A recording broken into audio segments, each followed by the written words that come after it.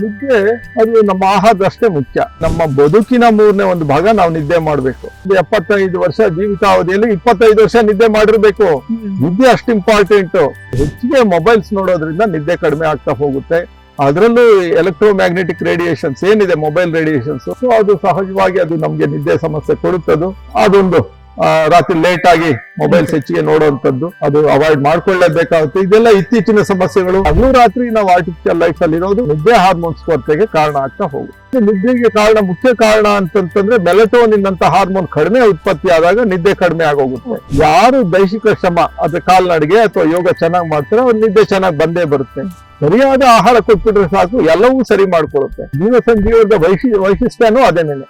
16 ಸಮಸ್ಯೆಗಳಿಗೂ ಒಂದೇ ಒಂದು ವಿಧಾನದಲ್ಲೇ ಚಿಕಿತ್ಸೆ ಮಾಡ್ತಾ ಹೋಗ್ತೀವಿ.